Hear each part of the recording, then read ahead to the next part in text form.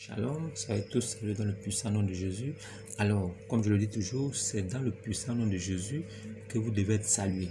C'est le seul nom qui a été donné au-dessus de tout nom et que à ce nom, tout genou fléchit dans les cieux, sous la terre, sur la terre, dans tout l'univers. Le nom de Jésus fait plier, fait courber les chines, fait mettre à genoux toute personne, même Dieu dans le ciel se met à genoux quand le nom de Jésus-Christ est prononcé. Tous les anges se mettent à genoux. Le nom de Jésus est le nom qui a été donné au-dessus du nom. C'est pour ça que Dieu, oh Dieu, l'a donné le nom le plus élevé de la terre. Qu'en ce nom, lui-même, il soit Dieu. Jésus-Christ est le Dieu tout-puissant et la vie éternelle. Celui qui ne croit pas en lui est condamné. Bien-aimés en Jésus, croyants de Jésus, ceux qui ont pris les baptêmes, soyez tous salués dans le puissant nom de notre Seigneur Jésus. Comme je le dis toujours, abonnez-vous. Il est important que vous vous abonnez pour la continuité de la chaîne. Abonnez-vous et likez aussi. Maintenant, pour ceux qui ont des avis, laissez des commentaires. Alors, ceux qui ont aussi des préoccupations, laissez des commentaires. Je vous répondrai.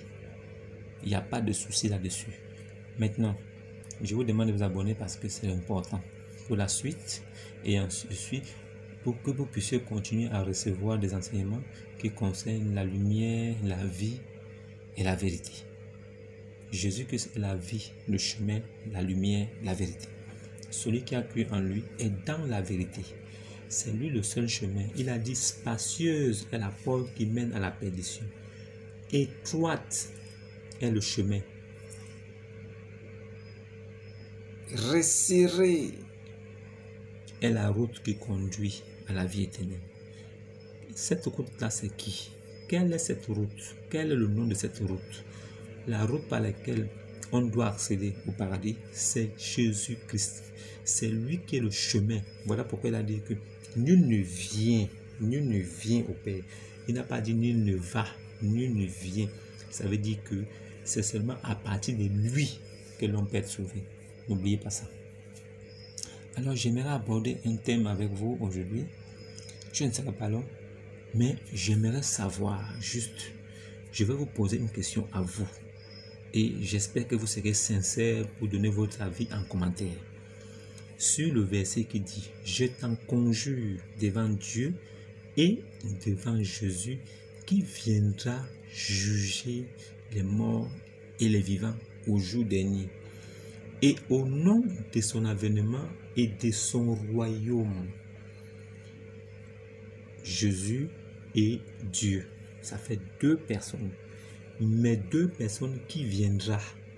En bon français, deux personnes viendront. Tout le monde le sait. Alors, si on dit deux personnes viendront, ça veut dire que l'un doit être dans l'autre. Philippe, ne crois-tu pas que je suis dans le Père et que le Père est en moi? Celui qui m'a vu a vu le Père. Pourquoi dis-tu que montre le Père? Philippe, donc depuis que je suis avec vous, tu m'as pas connu. Celui qui m'a vu a vu le Père. Celui qui a vu Christ chair, Jésus, homme, a en même temps vu le Père invisible qui est Christ. L'Esprit Christ éternel qui était en Jésus là. Sa manifestation, c'était le corps de Jésus. Alors celui qui avait vu Jésus avait vu le grand Dieu manifesté, le grand Dieu tout-puissant manifesté en chair, incarné dans un corps d'homme. C'est ça. C'est de ça qu'il s'agit. Dieu et Jésus, c'est de ça qu'il s'agit. Pourquoi Dieu et Jésus viendront? Pourquoi ils ne viendront pas? Maintenant, j'aimerais aussi vous parler de quelque chose. Soyez très attentifs et dites-moi ce que vous en pensez.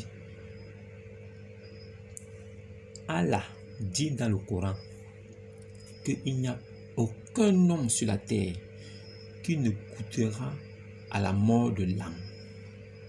Je dis, Allah dit dans le Coran qu'il n'y a aucun homme sur la terre dont l'âme ne goûtera pas la mort.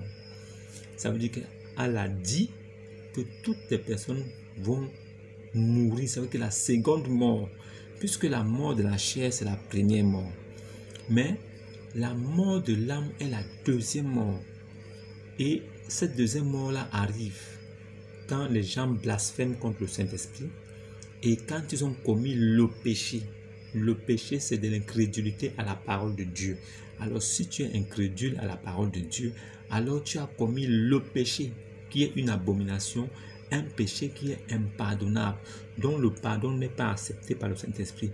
En ce moment-là, après ta première mort, tu mourras pour la deuxième fois, qui sera la mort de l'âme. Alors, si Allah, il dit qu'il n'y a pas un homme sur la terre dont l'âme ne goûtera pas la mort, excepté celle de Issa, excepté l'âme de Issa, fils de Mariam. Cela signifie que Allah dit que tous les musulmans de la terre et toutes les personnes qui n'ont pas cru aussi en lui, Allah, donc tout l'univers entier, toute l'humanité, tout le monde en général, devra mourir pour la deuxième fois. Ça veut dire qu'après la première mort, il y aura la seconde mort de l'âme. Ça signifie que c'est l'enfer. Parce que la seconde mort, c'est la mort pour l'enfer. Alors si Allah dit qu'il n'y a pas un seul homme sur la terre, excepté Jésus, dont l'âme ne goûtera pas la mort, ça veut dire que c'est le péché qui est en nous qui peut nous empêcher d'hériter du royaume des cieux. Maintenant, si toi, tu n'as pas blasphémé contre le Saint-Esprit, si moi, je n'ai pas été incrédule à la parole de Dieu, alors pourquoi est-ce que je vais avoir la seconde mort? Je vais goûter à la première mort, d'accord, ça je le sais, mais la seconde mort, je dis non. Pourquoi? Je vais dans les Saintes Écritures, dans la Torah et l'Évangile. Alors là, je vais retrouver Jésus, qui nous a promis que toutes personnes qui croiront en lui, toutes les personnes qui croiraient un jour en lui seraient directement sauvées. Ils passeront de la mort à la vie et ils ne viendront point en jugement. Alors ils hériteront le salut et c'est un salut éternel et à la vie éternelle aussi. Alors, si Allah, il dit qu'il n'y a pas un homme sur la terre dont l'âme ne goûtera pas la mort, cela sous-entend que toute l'humanité doit aller en enfer. Maintenant, il faut croire en ce que lui dit pour pouvoir assumer ça. Parce que si moi, je ne suis pas musulman et que je ne crois pas en ce livre, ça ne me concerne pas. Donc, toutes les personnes qui ne sont pas musulmans ne sont pas concernées par le dit de Allah. Parce que Allah le dit en disant qu'il est le meilleur des créateurs, il est le meilleur des héritiers, il est le repentant, il est l'orgueilleux. Tous ces attributs-là, il porte ça en lui.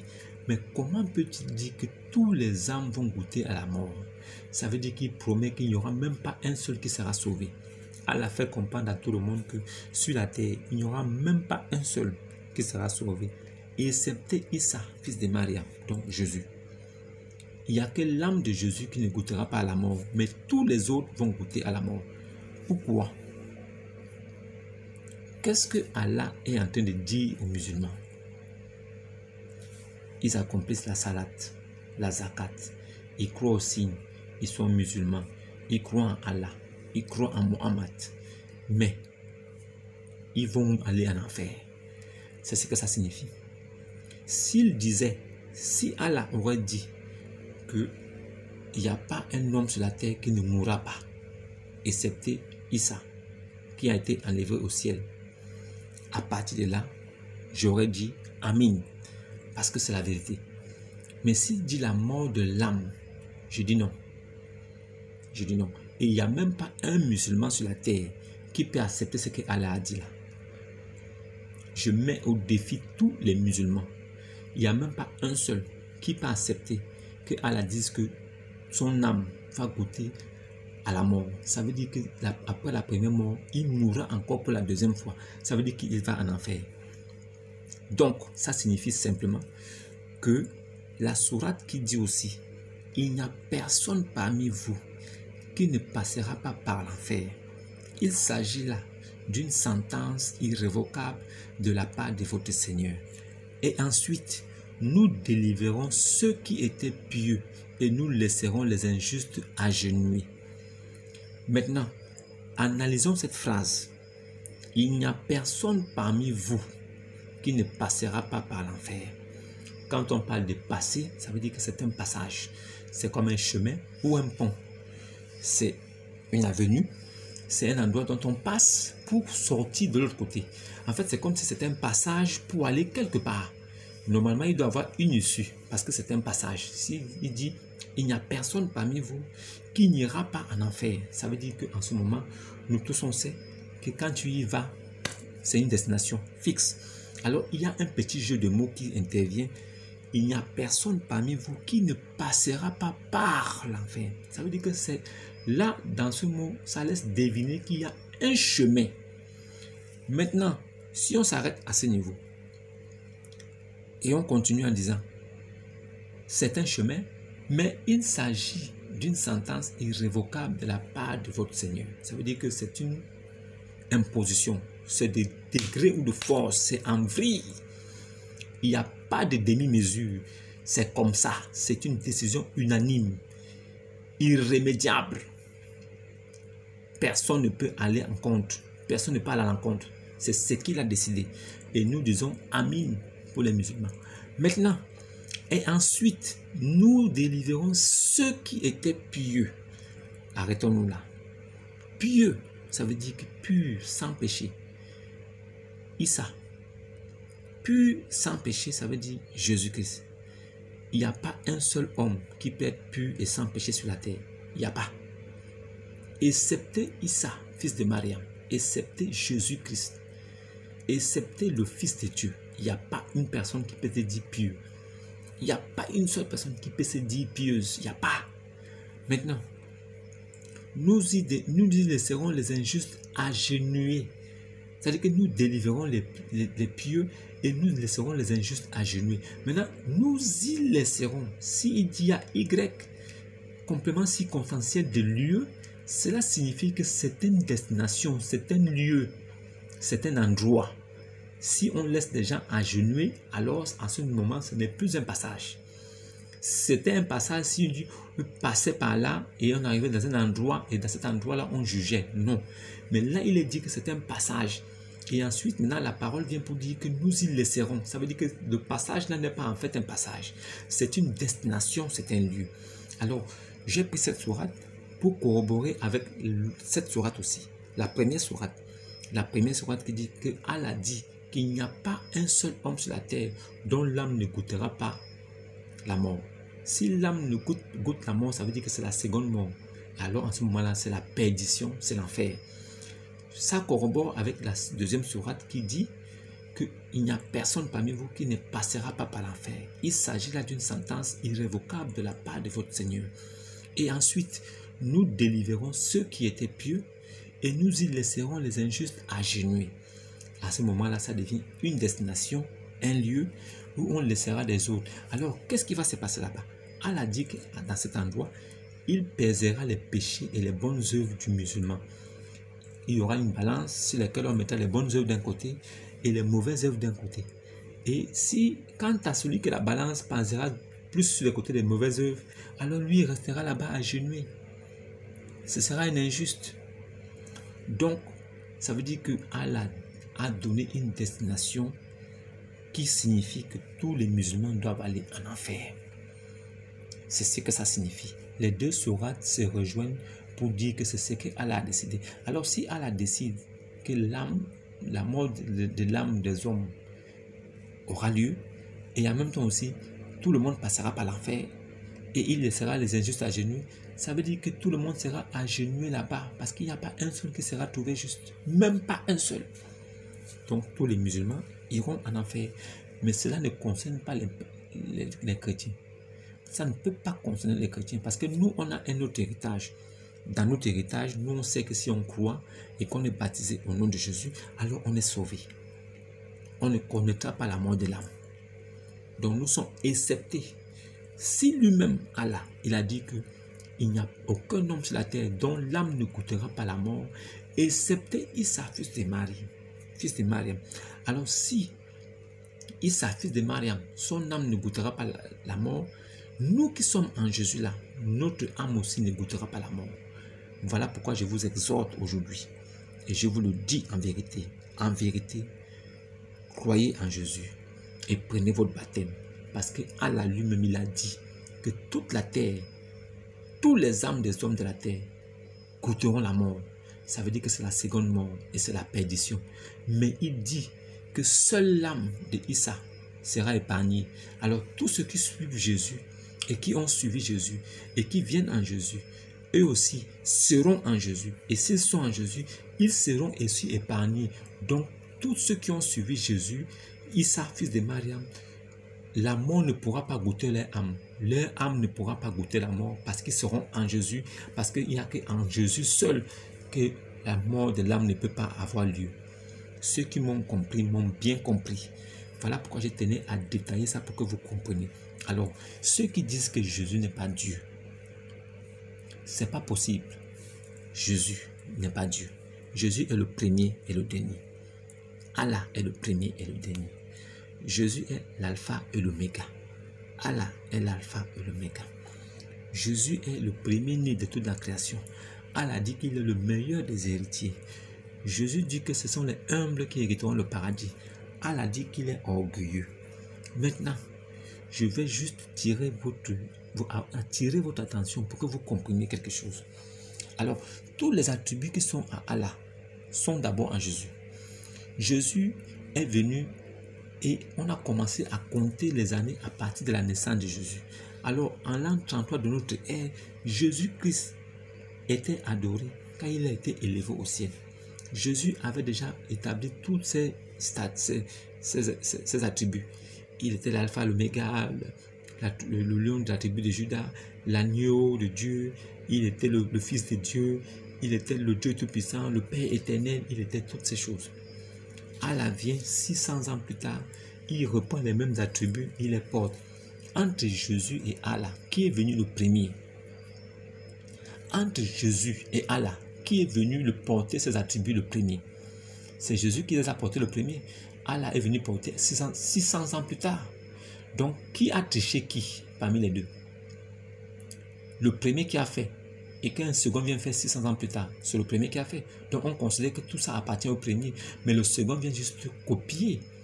Alors, si Christ vient et il laisse une doctrine et qu'il s'en va, celui qui vient après contredire, qui il peut être si ce n'est l'antichrist? Le Christ est venu, il a laissé une doctrine. Alors, qui peut venir contredire si ce n'est que l'antichrist? L'antichrist vient après le Christ pour contredire le Christ. C'est ce que ça signifie. Croyez en Jésus et croyez en moi. Ce que je vous dis est la vérité de Dieu. Jésus-Christ est le grand Dieu tout-puissant manifesté en chair. Il est venu pour nous prouver qu'il est réel. Voilà pourquoi il a dit qu'il va nous préparer des places. Alors, s'il n'est que fils de Dieu, comment est-ce qu'il peut aller dans la maison de Dieu nous préparer les places sans demander la permission à Dieu? Il va nous préparer des places parce qu'il est la droite du Père. Que signifie être la droite du Père? Il est le rejeton de la tribu de Juda. Il est né homme. Comment un homme peut aller nous préparer les places dans les lieux célestes, dans les cieux des cieux? Comment un homme peut parler comme ça? Comment un homme peut dire que personne n'est monté au ciel, si ce n'est celui qui est descendu du ciel, le Fils de l'homme qui est dans les cieux? Pendant qu'il parlait sur la terre, il était en même temps dans les cieux. Qu'est-ce que ça signifie? Si vous ne croyez pas en Jésus, vous êtes perdus. Croyez en moi et croyez en Jésus. C'est le seul nom qui a été donné pour sauver les hommes. Celui qui croit en Jésus est sauvé tout de suite. Il prend seulement son baptême. Croyez en moi et croyez en Jésus. Je m'adresse à mes frères musulmans qui verront cette vidéo. Sachez une chose. Jésus a dit que je suis le chemin, la vie et la vérité. Je suis le seul chemin. C'est ce qu'il a dit. Il est la parole de Dieu. Le Coran confirme que Jésus-Christ est le Verbe de Allah. Jésus-Christ a été élevé au ciel dans le Coran. Il a été élevé au ciel dans la Bible. Jésus-Christ est mort, ressuscité après 3 jours dans la Bible. Quel homme peut vaincre la mort si ce n'est Dieu lui-même? Quel homme peut mourir et ressusciter si ce n'est Dieu lui-même? Jésus-Christ a ressuscité Lazare. Il a ressuscité les morts. Jésus-Christ a ressuscité les morts. Jésus-Christ a pardonné les péchés. Si Jésus pardonne les péchés, il pardonne les péchés en tant que qui? Qui lui a donné ce pouvoir de pardonner les péchés sur la terre?